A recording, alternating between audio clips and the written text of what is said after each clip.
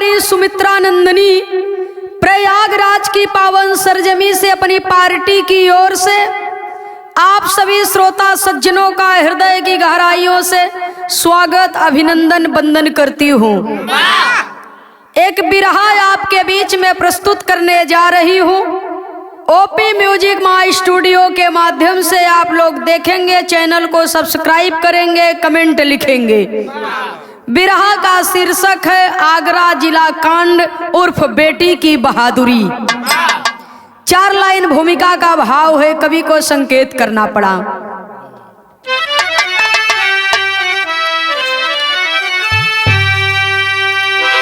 बेटी वही जैसे सीता सती, जो पति साथ दर दर की ठोकर उठाई। बेटी वही जैसे झांसी की रानी,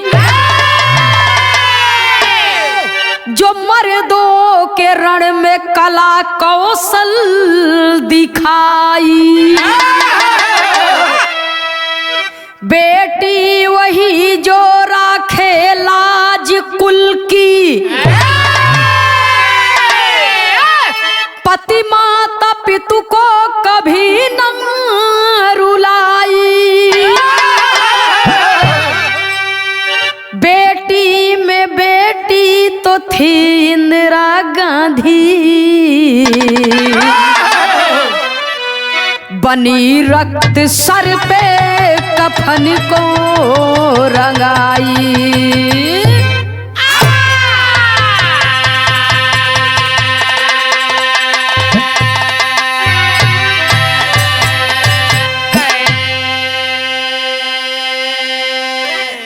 कहा जाता है बाबूजी की बेटी न होती तो ये सृष्टि की रचना न होती।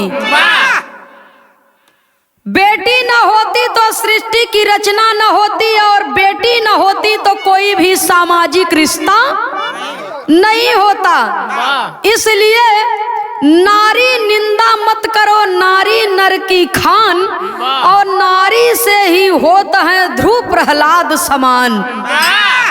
ये धरती पर लड़की और धरती का एक उपाधि दी गई है। इस पृथ्वी पर लड़की और धरती की एक उपाधि दी गई है। धरती न हो तो पैदा होता, वो कहाँ जाता, वो कहाँ रहता, का खाता, और लड़की न हो तो पैदा कैसे होता।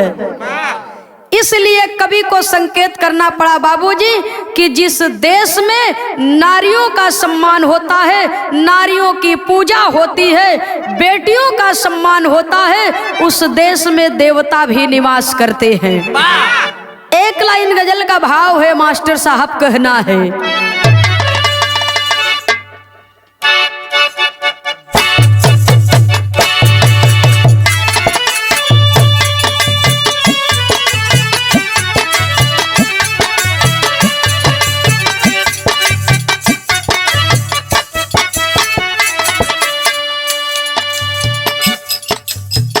गाँव सहेलिया नवेलिया मगन हो, गाँव सहेलिया नवेलिया मगन हो, खेतवा में अपने झूमी के।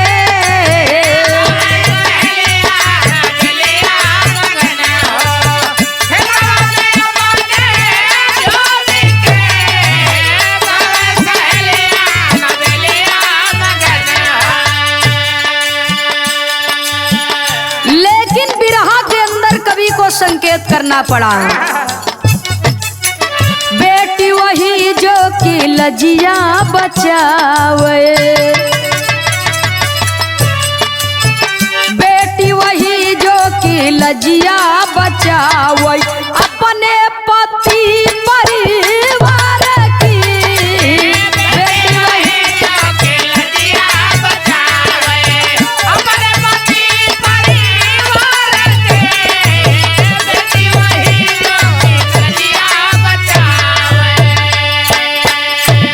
अरे बेटी वही जिया बचावे वही अपने पति परिवार की। अरे माता पिता की जो पूजे चरनिया, माता पिता की जो पूजे चरनिया, रक्षा करई घर द्वार की। माता पिता की जो पूजे चरनिया, रक्षा करई घर द्वार की।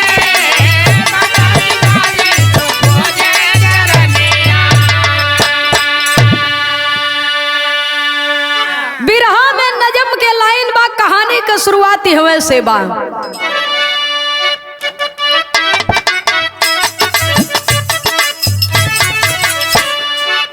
आगरा जिला में लसुड़िया एक ग्राम रहा,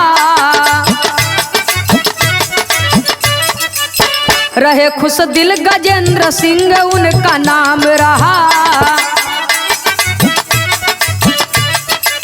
सावन महीना तीज त्योहार आने वाला है, आन कर बेटी लाओ दिल से उसे पाला है।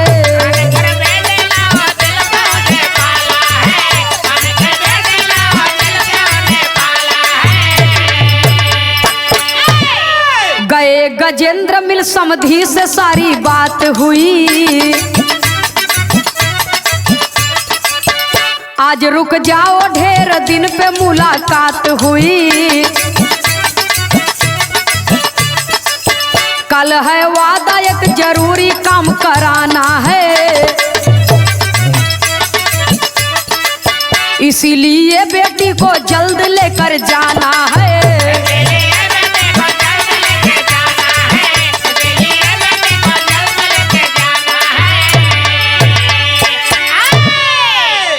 सुनने वाले श्रोता सज्जनों, ग्राम सभा लसुड़िया जनपद आगरा में गजेंद्र सिंह अपनी बेटी को उसके ससुराल से लिवाने के लिए चले।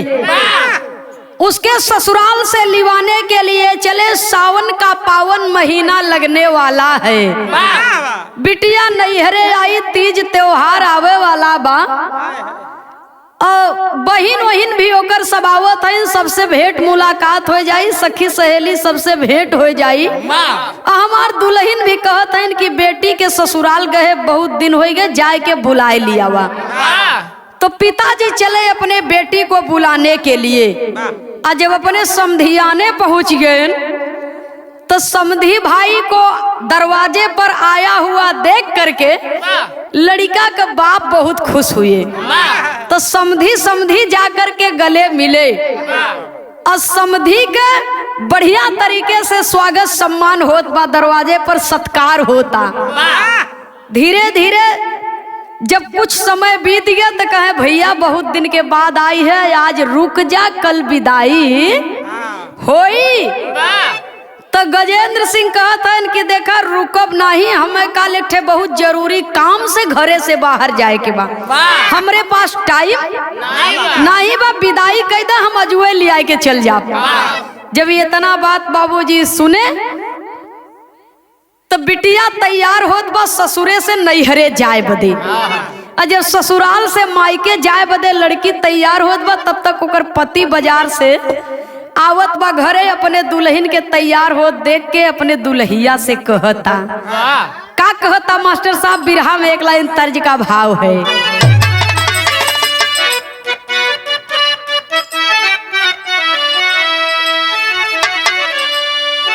यही कही जियरा हमार, अरे ये गोरिया गुम होई गवारे। लेकिन दुल्हवा दुल्हनिया से कहता, लागे न जियरा हमार। ए रानी, तू नैहरे चली जाबू तो हम तोहरे बिना कैसे रहब? हमार बात सुन। लागे न जियरा हमार, ए रानी जल्दी तू अइहा।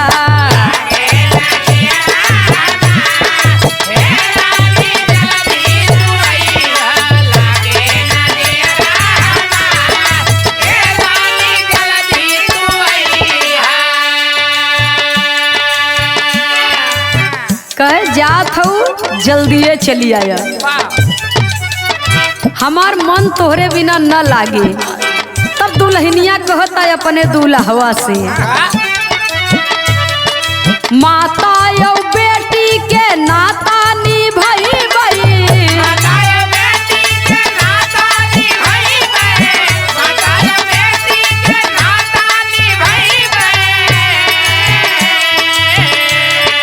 चार दिन माई के चरण दबाई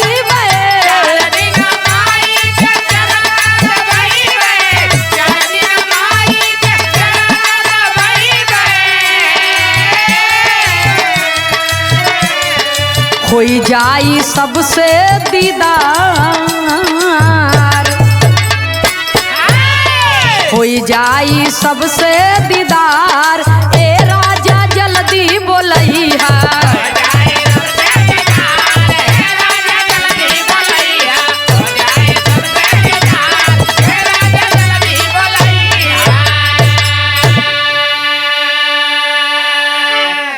कहत बा इतना दिन के बाद जात है नहीं हरे, अब थोड़ा 2-4 दिन 10 दिन टाइम तो लगबे करी। सखी सहेली भाई भौजाई महतारी बाप सबसे भेंट दीदार हो जाई, तनी 2-4 दिन माई के सेवा भी कई लेवे द। तो उ कहत बा ये रानी जल्दी तू अइह, तो वो जात जात कहत बा जात तो है ये राजा जल्दी बोलइह, अगर तू हमरे बिना ना रह पौबा तो हम तोहरे बगैर जल्दी भेजी है बाबूजी के आने बदे। इतना कह करके बाबूजी लड़की अपने घर से निकलती है और ससुराल के लिए, ससुराल से मायके के लिए जाने के लिए तैयार हो जाती है। तो तनी कुछ दूर पैदल जाए के रहा, ओकरे बाद साधन उधन मिलत, तब कभी को संकेत करना पड़ा। अक्सर तर बिटिया नैहरे से ससुरे जाती तब रोवत ही, लेकिन उस ससुरे से नैहरे जाता तब रोवाइयो करे आवता। बिटिया को महतारी विदा करत समय रोवत ही, लेकिन और सास उसे बर्दाश्त नहीं होता कि हमार पतो हुई इतना दिन रही, इतना बढ़िया से हमार सबके सेवा करत रही, और आज चली जाता तो रोटी के झंखाई के होए कि के रोटी पोई के दे। कभी को बिरहा शैली में टेरी के भाव में लिखना पड़ा।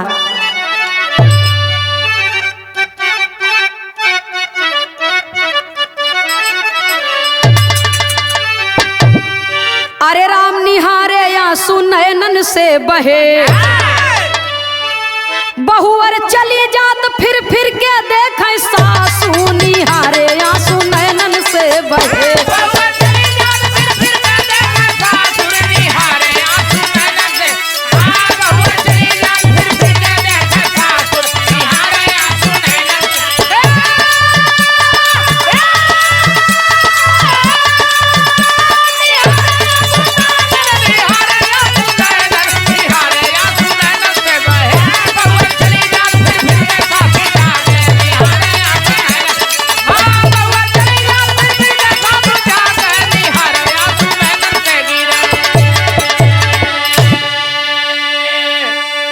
बहुवर चली जात फिर फिर के देखें सासू निहारे आंसू नयनन से बहे। पतोहिया के देख के ससुइया रोवत बा, ससुइया के देख के पतोहिया रोवत बा। इसलिए रो रही है कि जब एक लड़की अपने मायके से ससुराल जाती है, एक माँ बाप को छोड़ती है बाबूजी, तो सास और ससुर के रूप में एक महतारी बाप पावत ही बिटिया। पूरा भरा परिवार है बाबूजी।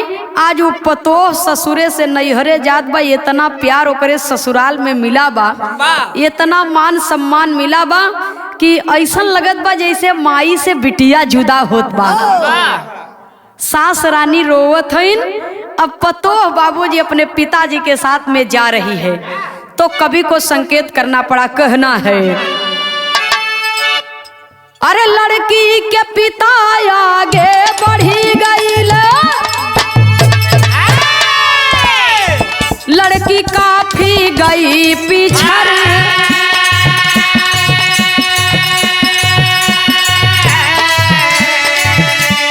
बाप कदम को बढ़ा गया, तब बिटिया देखई इधर उधर,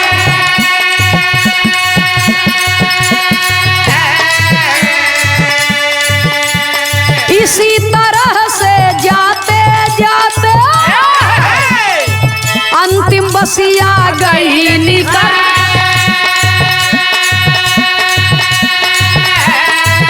अरे बस अड्डा पर पहुंच गए तब, बस अड्डा पर पहुंच गए तब दिल में भारी भई फिकर।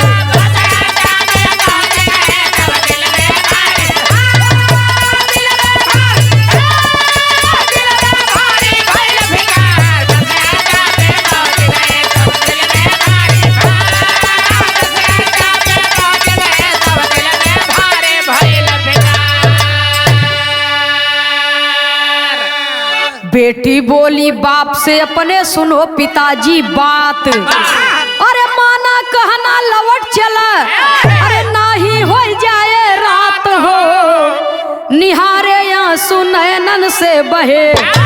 और बाबू बिगड़ गए तो बिटिया सत्यानाशु, निहारे आंसू नयनन से बहे।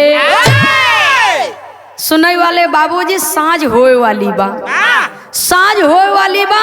पिताजी कहे तनी जल्दी जल्दी बढ़े आवा, जल्दी जल्दी बढ़ी आवा, तनी कदम बढ़ाए आवा, नहीं तो बस छूट जाई तो दिक्कत हो जाई। अब वो धीरे धीरे जात बा, एहरी ओहरी अपन ताकत बा कि ससुरे के देश में इतना दिन हम आए हो गवा, लेकिन अब कायदे से देखा नहीं।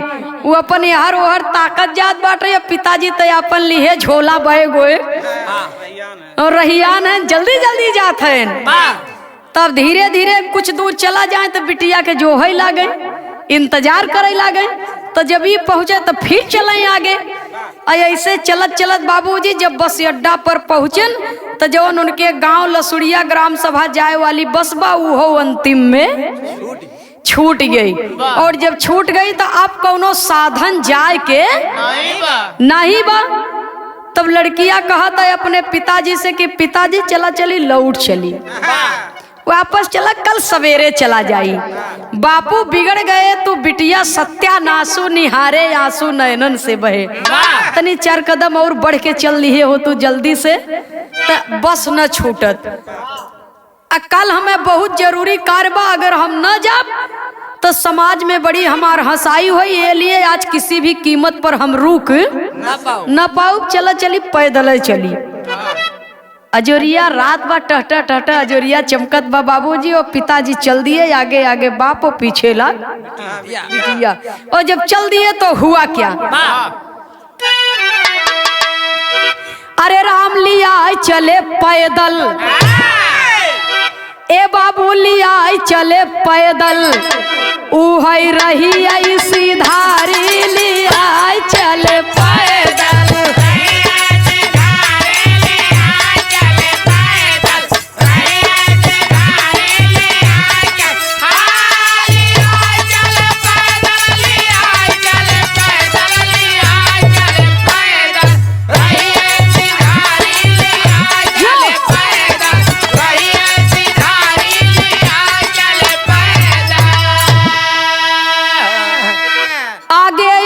बाबू पीछे बिटिया बेचारी, आगे आगे बाबू पीछे बिटिया बेचारी, आगे आगे बाबू पीछे बिटिया बेचारी। गए कुछ दूर तब भेटाने अत्याचारी,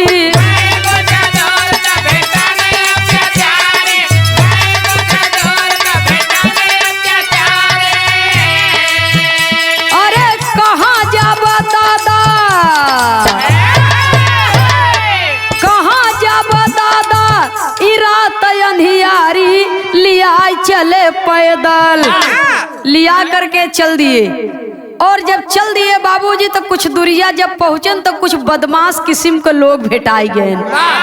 और जब भेटाई गए बाबूजी तो ओहमन से 5 लोग हैं, ओहमन से एक आदमी का कहता, अरे 2 बदमाश तब सुनावाई जहरावा,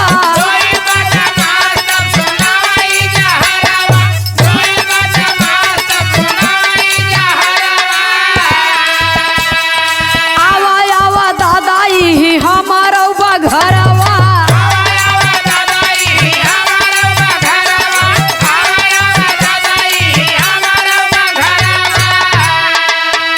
अरे चिन्हत नहीं बा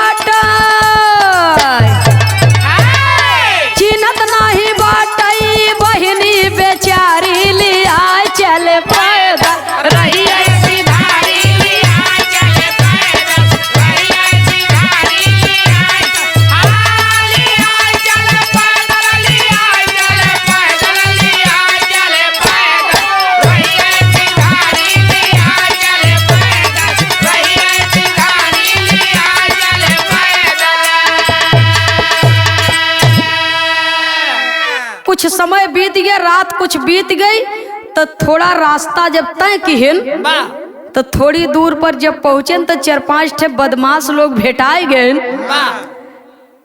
आ गहना ओहना जेवर ओवर जे कुल लई के जात रहे, रुपया पैसा ओकर कुल लूट ले, इहे उन्हन के काम रहा। आ जब 4-5 ठी आदमी बदमाश लोग जब भेटाई गए तो 2 जने कहतन कि का हो दादा कहाँ जाइबा? सारी बात बाबूजी पूछत हैं, ऐसा नहीं मिलाए के पूछत हैं, प्रेम से पूछत हैं, सारी बात बाबूजी बता दिए। और जब पिताजी सारी बात बता दिए तो तबले हमें एक ठी बदमाश आए के पूछत लड़की से, कहे हमें चिंता ही नहीं है तू, तोहरे गाँव देश के है, तू हमें नहीं चिन्हत हूँ, तोहरे गाँव में हमार रिश्तेदारी बा, मौसियान बा हमार, तोहरे गांव में हमार मौसियान बा, तू हमें पहचानत नहीं है। जब इतना बतिया लड़कियां सुनत बा तो कहे भैया हम तू लोग के चिन्हत नहीं है, शायद पिताजी तो है चिन्हत हुए। तो देखा जो हरफंदी रहा थी, उन्हन के बोले के भी कई ढंग रहा थे।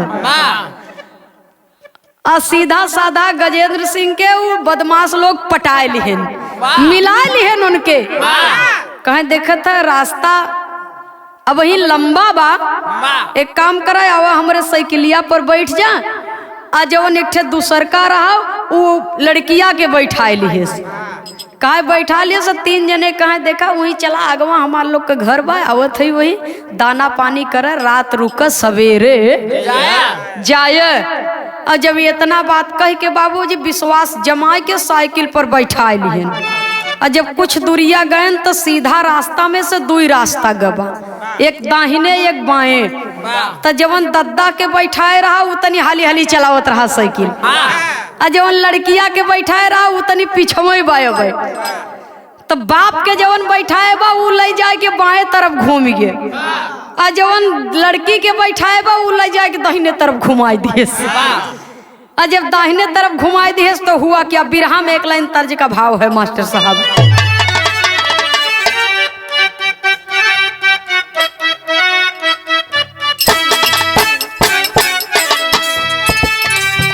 अरे पियावा मिला ला ला ला मुंगवा देख के सपनावा ये नदी, पियावा मिला ला ला ला मुंगवा देख के सपनावा ये नदी।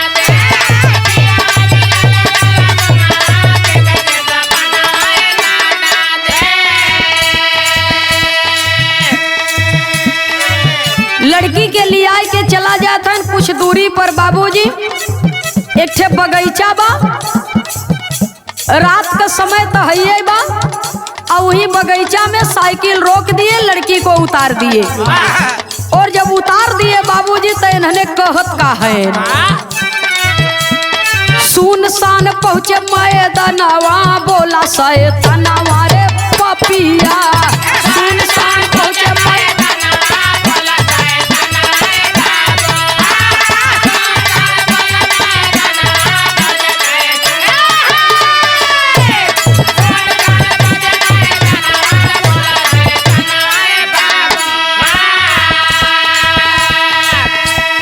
तनावा से अपने उतार द गहनवा,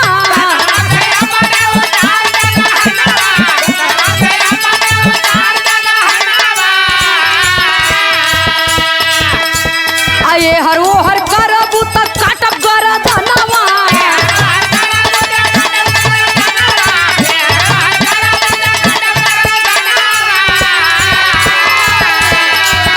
अरे गोरी माना हमारो कहनवा बोला शैतानवा रे पपिया, गोरी माना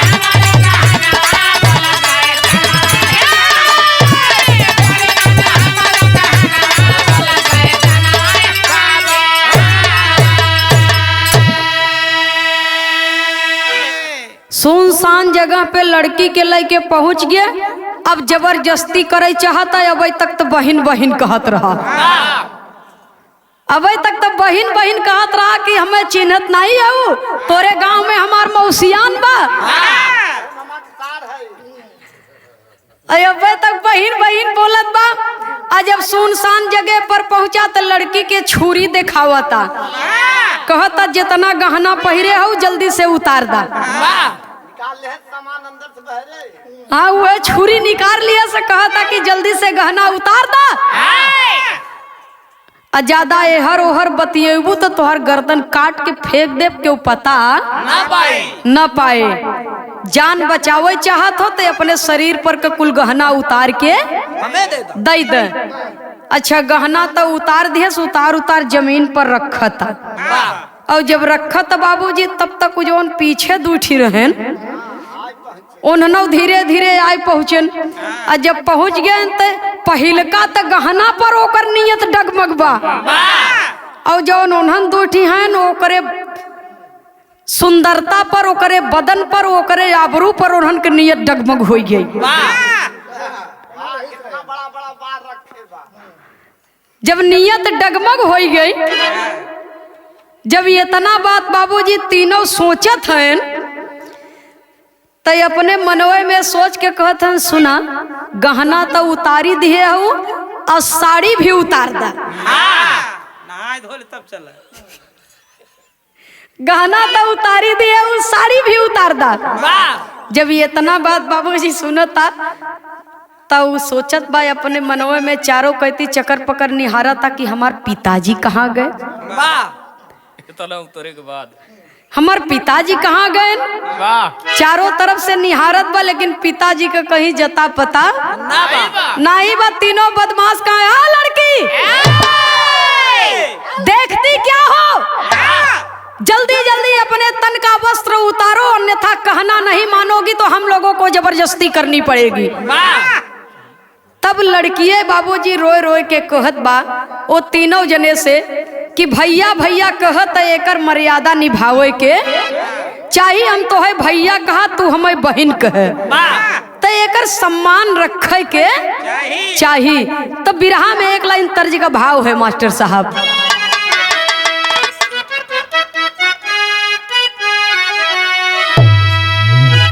अरे कहन लगी बिटिया बिचारी, अरे कहन लगी बिटिया बिचारी लाचारी हमार सुना भैया।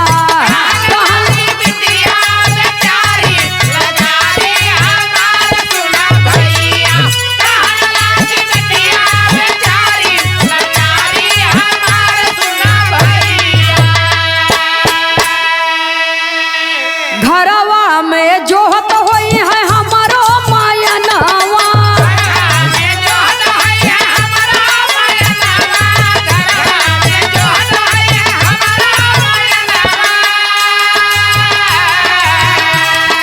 छोड़ दे बजियरा कुल लैला गहनावा।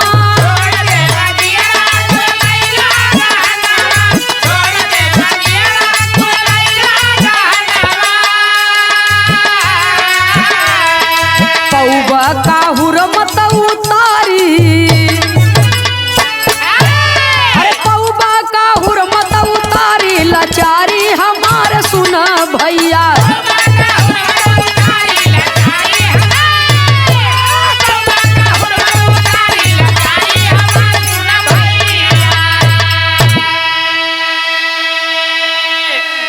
हाथ जोड़ के विनती करत बा कि भैया आप लोग कह कि गहना दे दे, जिंदगी बचावे के होय तो हम अपने सास ससुर माता पिता का निशानी सब अपन जेवर उतार के आप लोग के दे देवे चाहत है, या जमीन पर रख ले है आए के एके ले ल। अब पौवा का हुरमत उतारी लाचारी हमार सुना भैया। आप ही ने कहा कि अगर जिंदगी बचावे को हो तो गहना कुल दे दा, हमार इज्जत उतारे, हमार सम्मान लूटे, आप लोग के का मिली। ई गहना लेला अल्लाह के अपने अपने रास्ते पर जा, हमके हमरे पिताजी से दीदार कराई दे, भेंट कराई दे। और ओहर वो बाबूजी पिताजी के एक खड्डे में ले जाए के ढकेल दिया, खोल दे, एक खड्डे में ले जाकर के ढकेल दिया और उधर से वो चला। इधर लड़की का गहना भी लोग लूटे चाहत हैं, धन भी लूटे चाहत हैं, धर्म भी लेवे चाहत हैं।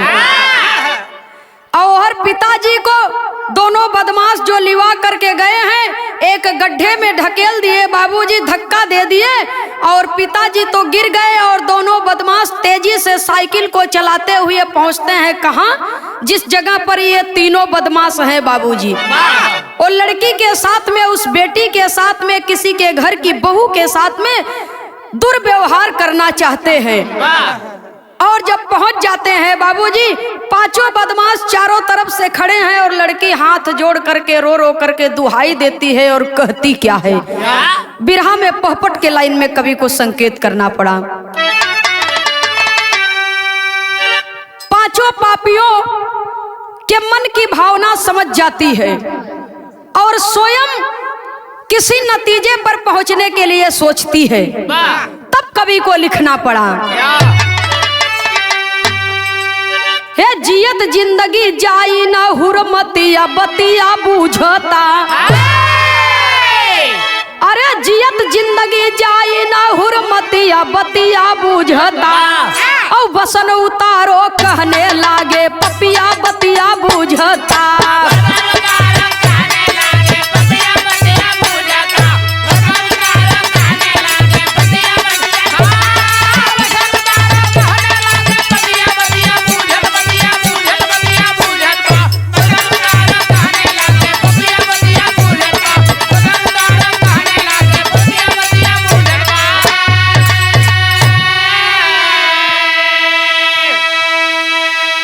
लाचार अबला बियाबान भगवन पर करे धिया नवा हो। अब पेटी कोट में गट्ठी पड़ गई, ला गई न कौनो जतनवा हो। छुरी दिया थमाई धड़के छतिया बतिया बूझता। आ दुर्गा सवार ना जाई जीवन हतिया बतिया बूझता। वो लड़की सोचती है अपने मन ही मन में, मेरे ही धर्म को ये पापी नहीं नष्ट करेंगे, मेरे धर्म के साथ साथ मेरे कुल खानदान का विश्वास लुट जाएगा और मेरे परिवार का भी धर्म नष्ट हो जाएगा। तो इज्जत न जाए दे, भले ही चाहे हम मर जाब चाहे तो ही के मुँह आए दे। ओ बियाबान जंगल में आधी रात के लड़की भगवान श्री कृष्ण को कहती है कि ऐ श्री कृष्ण कन्हैया, द्वापर में आपने एक द्रौपदी की चीर बढ़ाई इसलिए कि आपकी बहन थी वो। आपने उसकी चीर बढ़ाई इसलिए कि वो आपकी बहन थी और मैं एक अबला नारी हूँ। वहां पर तो दुशासन चीर को खींच रहा था, तमाम अत्याचारी उसकी खिल्ली उड़ा रहे थे, मजाक उड़ा रहे थे, हंस रहे थे। और आज ये दुशासन लोग मेरे सामने खड़े हैं, मेरे धर्म को लूटना चाहते हैं और आपकी शक्ति छीड़ हो गई है। आप मेरी सहायता करने के लिए नहीं आएंगे? भगवान श्री कृष्ण कन्हैया जी के मन ही मन में सुमिरत बा, याद करत बा, याद करत बा बाबूजी। एकाएक मानो जैसे उसके शरीर पर दुर्गा सवार हो गई हो। तो कहत बा एक पापी से कि भैया साड़ी तो उतार दे थई, गहना भी उतार के रख दिया, लेकिन आप लोग न कहत हुआ कि तन पर एक भी वस्त्र नहीं रहना चाहिए। तो हमरे पेटी कोट में गट्ठी पड़ गई बा, तनी वह छुरिया दे देता जब लिए है हथवा में, तो अनियारे में खुलतो नहीं ना, तो वही से हम काट के एहू के उतार दे।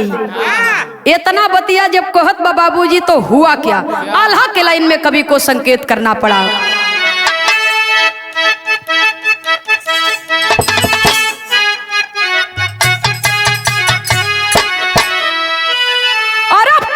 जब छुरी तब चंडी बनी गईली भैया।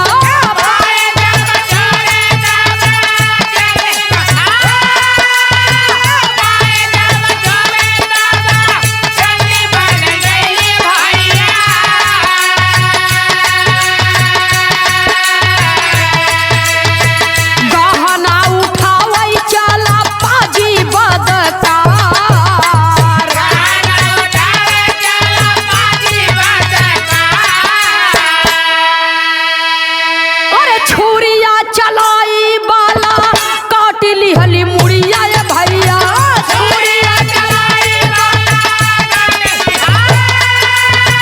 छुरिया चलाई बाला काट लिहली मुड़िया भैया।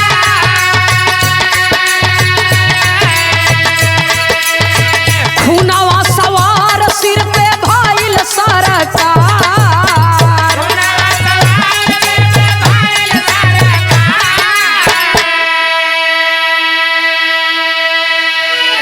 जैसा ये छुरी मांगत बा कि तनी के दे दो, ज्यादा टाइम मत बितावा।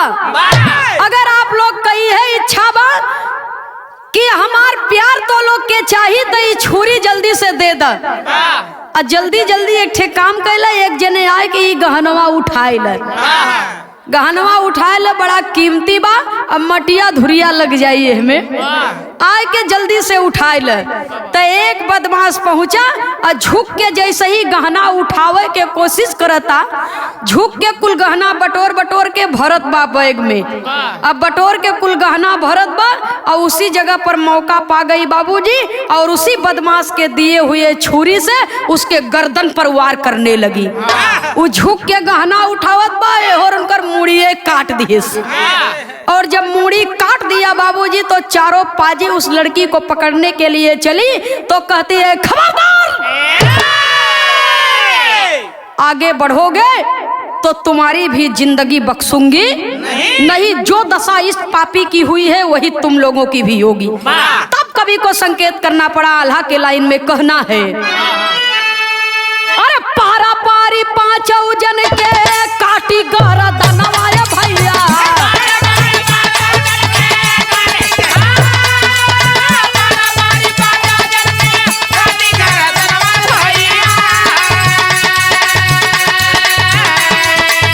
पीछवा से बाबू आए लड़के थानेदार,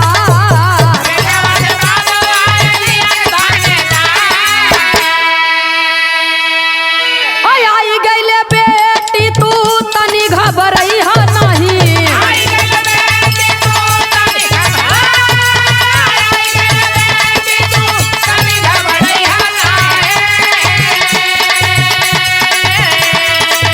बोली है भवनिया दिया सबको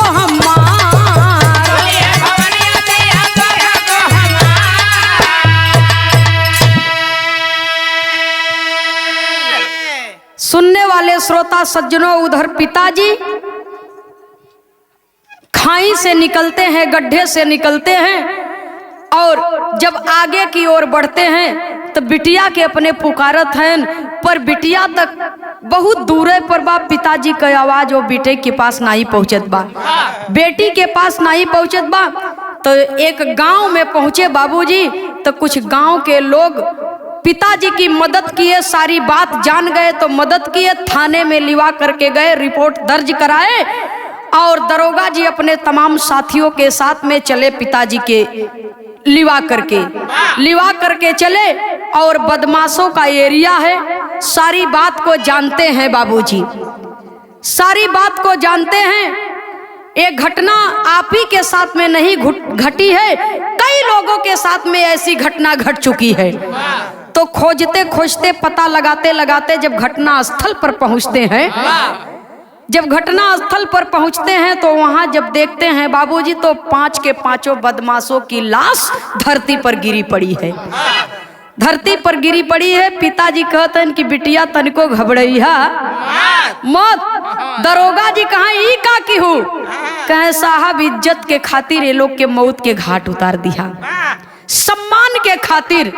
अगर इनको मैं नहीं मारती तो ये मुझे जीते जिंदगी मार देते, जिंदा रह करके भी मैं अपना सम्मान गंवाने के बाद मैं लाश की तरह हो जाती और मेरी वो जिंदगी किसी काम की नहीं होती। इसलिए मैंने इनको मार दिया, अपनी इज्जत बचाने के लिए, अपना सम्मान बचाने के लिए इन्हें मैंने मौत के घाट उतार दिया है। आपको जो भी कार्रवाई करती बने आप करिए। कवि को संकेत करना पड़ा बाबूजी, कहना है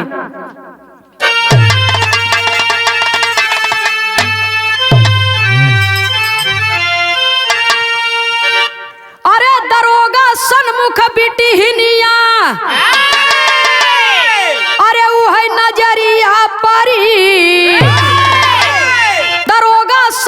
बिटहिनिया अरे नजरिया परी आ सोचे मन में भवनिया हो अब का करी।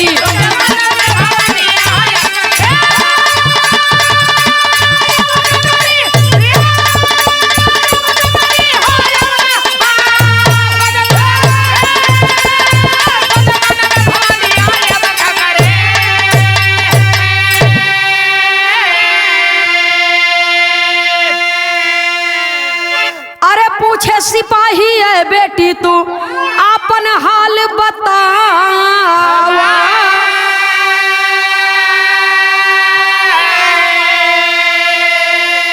अरे लड़की बोली 5 रहे 5 के मार गिरावा पावा इज्जत के गठरिया नजरिया परी। तब बाबूजी दरोगा साहब कहते हैं कि ये बरामद दरोगा बाबू 5 पापी की लाश हो।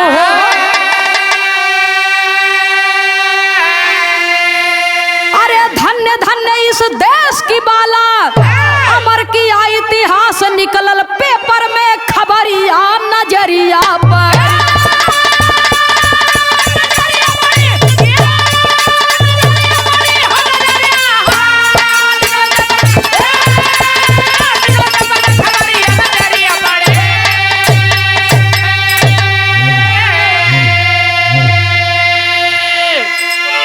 सुनने वाले श्रोता सज्जनों, जो सम्मानित है जिसे अपनी इज्जत प्यारी है, फिर चाहे वो स्त्री हो चाहे वो पुरुष हो, जिसे अपनी इज्जत प्यारी है, जिसे अपनी मर्यादा प्यारी है बाबूजी, वो अपनी इज्जत बचाने के लिए, अपनी मर्यादा बचाने के लिए कोई भी हद पार कर सकता है। दरोगा साहब कहते हैं धन्य धन्य इस देश की बाला अमर किया इतिहास निकलल पेपर में खबरिया नजरिया परी। आप इस देश की बेटी हैं और आज से आपका नाम उन बेटियों के साथ में जोड़ा जाता है जिन्होंने विदेशियों से अपनी मर्यादा बचाने के लिए विदेशियों पर तलवार उठाया और मुंहतोड़ जवाब दिया। बेटियों के लिए कहा गया है, इस देश की वीरांगनाओं के लिए कहा गया है कि बुंदेले हर बोलो के मुख हमने सुनी कहानी थी। बुंदेले हर बोलो के मुख हमने सुनी कहानी थी, खूब लड़ी मर्दानी वो तो झांसी वाली रानी थी।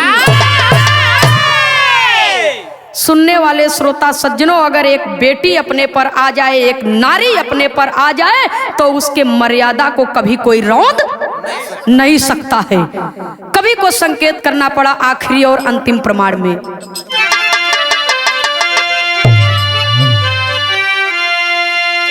सीताराम हित लहुरी जतन भाई लाल जी स्वर्ग तकाए।